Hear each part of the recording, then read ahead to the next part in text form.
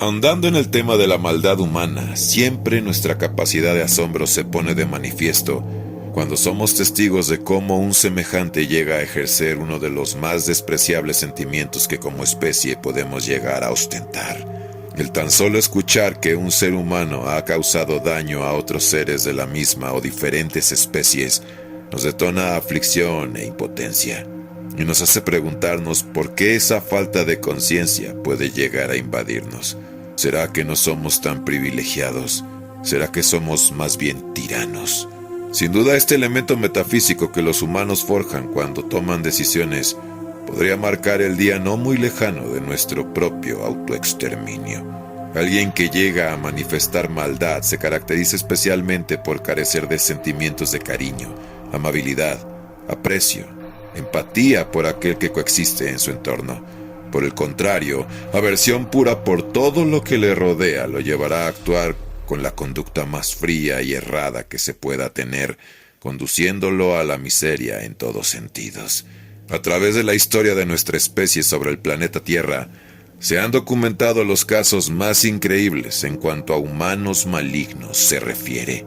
Existe uno en específico, que cada que lo escuchamos mencionar, el miedo y la debilidad nos invade, y nos carcome el alma el enterarnos de que alguien haya podido atreverse a transgredir tales niveles. Hacia la segunda mitad del siglo XVI en Hungría, nace en el seno de una de las familias más adineradas de Transilvania, una de las mujeres más célebres de la historia de la humanidad, pero no precisamente por su altruismo o generosidad, sino por su cinismo y desmedida atrocidad.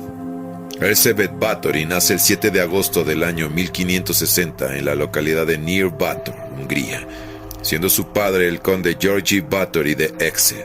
Erzsébet fue una niña inteligente, educada en la política, la ciencia y las artes. Hablaba 4 idiomas y mostró una gran afición por la astronomía y la alquimia, pero nada de esto eclipsaría sus mezquinos instintos detonados por la endogamia practicada por su enfermiza familia. Siendo muy pequeña, los ataques de rabia intensa hacían presa de Erzsébet teniendo escasos 5 años. A los 11 fue prometida con su primo Ferenc Nadasdy, conde de 16 años, y teniendo escasos 15, Erzsébet se casa en 1575 con Ferenc, aunque previamente, contando con tan solo 13 años de edad, queda embarazada por uno de los sirvientes de la familia. Debido a este incidente, vive un hecho premonitorio a su destino, siendo recluida en secreto en una remota fortaleza, donde da a luz a su hijo, siendo este arrancado lejos de ella. Situada ya en matrimonio con Ferenc, en el castillo Šachtice, en compañía de su suegra Úrsula y otros miembros de la casa, se sabía que el joven conde no estaba mucho por ahí, puesto que la mayor parte del tiempo se encontraba combatiendo en alguna de las muchas guerras de la zona, empalando, por cierto, a sus enemigos, por lo que le apodaban el Caballero Negro de Hungría. Existe un registro epistolar en el que Ferenc y Erzsébet intercambiaban información sobre las maneras más apropiadas de castigar a los sirvientes, lo cual era muy normal entre los nobles de la Europa del Este de la época. Como Ferenc y Erzsébet apenas si se veían por las guerras, fue hasta 1585 que la condesa tuvo su primera hija, Ana, y en los 13 años siguientes daría a luz a los demás, Úrsula, Catalina y el varón Pablo. En 1604, Ferenc adquiere una fiera enfermedad en el campo de batalla y muere dejando viuda a Erzsébet a sus escasos 44 años de edad. Justamente es aquí cuando emerge el monstruo implacable que ni con más de 450 años de haber nacido, la raza humana ha podido dejar en el olvido. La crueldad de Báthory despierta para así dar rienda suelta a su nueva pasión, el sadismo. Primero corre de Šachtice a su odiada suegra Úrsula y a toda la parentela Nadasdy. Acto seguido, ordena encerrar en los sótanos a las muchachas que Úrsula Nadasdy protegía, donde recibieron cualquier cantidad de ingeniosa tortura. Erzsébet contaba ya con el disfrute de su libertad, y así se abandonaba a toda clase de perversiones sexuales. Se avecinaba el infierno en la tierra y su principal sucursal, la fortaleza de Šachtice. El esoterismo y las orgías con personas de ambos sexos se convirtieron en el gran interés de Erzsébet. visitando así frecuentemente a su tía Carla, y así poder participar en suntuosos desenfrenos sexuales. La condesa no solo se empezaría a acostar con doncellas, sino que les propinaría toda clase de correctivos. A una chica que hablaba mucho, ordenó que le cosieran la boca. A otra de sus criadas, le prendió fuego en los genitales, y a una camarera que tenía fama de coqueta y libertina, la hizo sentarse desnuda en una parrilla al rojo vivo, dejándola ahí por más de 2 horas. Al darse cuenta que el tiempo le cobraba facturas de belleza, Erzsébet pide consejo a una de sus nodrizas, la cual le explica que el poder de la sangre y los sacrificios humanos daban muy buenos resultados, por lo que le sugiere tomar baños de sangre, y así, de esta manera, mantendría su hermosura indefinidamente. Un día una joven sirvienta peinaba a Erzsébet, propinando sin querer a esta un pequeño tirón en su cabellera. Erzsébet se encendió de rabia, contestando a la chica con una violenta bofetada. Tan es así que la sangre de la doncella salpicó su mano. Convencida de que la zona de piel donde cayó la sangre se veía más joven y saludable, mandó que la cortaran de las venas y cuello y así llenaran una tina entera con su vital líquido. Pero como buena aristócrata, las manos de Bathory no podían ser ejecutoras, por lo que su depravación la llevó a conseguir un clan de individuos que raptaran a sus víctimas, siendo estas especialmente vírgenes y de cuna noble. Dicho clan se conformó por varios de sus sirvientes, su nana, 2 brujos y un brujo mayor. 11 largos años esta escoria a su cargo se dedicó a buscar en la región las jovencitas ideales para saciar el apetito escarlata de su ama.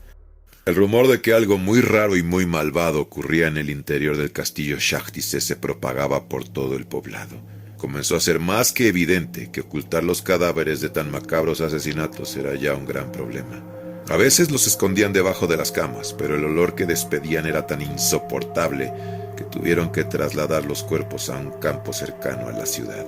Los detonadores fueron cuando parte de la población comenzó a descubrir docenas de niñas sin vida enterradas en las cercanías del poblado, y también cuando una de las jóvenes logra escapar del castillo, acudiendo a dar parte a las autoridades.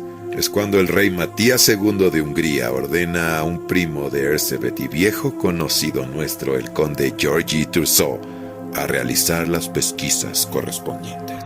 El 30 de diciembre de 1610, el conde Thurzó y sus hombres entran en el castillo Shahtice. Lo primero que ven es una criada en el cepo del patio en estado agónico, tras recibir una paliza que le habría fracturado todos los huesos de la ingle. Ya en el interior se encuentran a una chica desangrada en el salón y a otra que aún estaba viva, aunque con el cuerpo agujerado. En la mazmorra descubren a una docena que todavía respiraba, algunas de las cuales fueron perforadas y cortadas durante las últimas semanas. En los alrededores del palacio desenterraron otros 50 cadáveres. También hallaron toneladas de ceniza y aserrín por todas partes, usados para recoger la sangre que se vertía tan abundantemente en aquel lugar.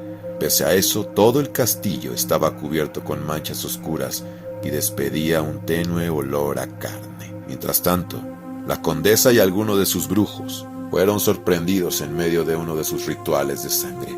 La detención se produjo de forma inmediata. Fueron conducidos a prisión. Contrario de lo que imaginamos, el juicio contra Erzsébet Bathory jamás se llevó a cabo.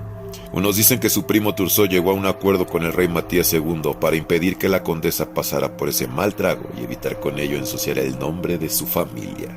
Otros creen que el hechizo de la vampira fue lo que la libró del proceso. Sin embargo, sus cómplices no se salvaron y fueron ejecutados de forma cruel.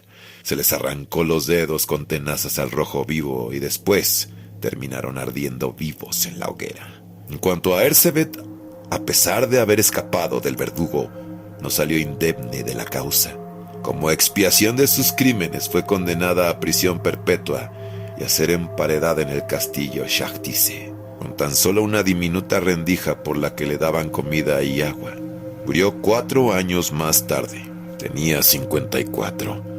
Ni siquiera su linaje nobiliario le eximió de dar rienda suelta a su depravado comportamiento, asesinando a más de 650 personas, sobre todo doncellas. Durante más de 100 años, los documentos del juicio de Bathory y de sus secuaces estuvieron escondidos en el castillo del conde Thurzó. Según parece, demostraban la unión que existía entre la familia Bathory y la de Vlad Tepes Drácula, el famoso empalador. Actualmente es imposible saber qué sucedió realmente. Por un lado, las pruebas nos remiten a una asesina en serie, depravada y feroz, cuya obsesión era rociarse de sangre humana para mantenerse joven y bella. Pero por otro, quizá fuera inocente y tan solo se comportara como una noble más de su época. Recordemos que en el siglo XVII era común en Hungría castigar cruelmente a siervos y pupilos, incluso ejecutar a pequeños delincuentes. Aunque por las palabras que le escribió el conde Turso a la apodada como la Condesa Sangrienta, Erzsébet Bathory sí cometió estos atroces crímenes. Tú, Erzsébet, eres como un animal salvaje. Estos son tus últimos meses de vida. No mereces respirar el aire que hay en la tierra. No mereces ver la luz del Señor. Desaparecerás de este mundo y nunca volverás. Las sombras te envolverán y te arrepentirás de tu bestial vida. Yo te condeno, Lady de Shakhtise, a una prisión en vida en tu propio castillo.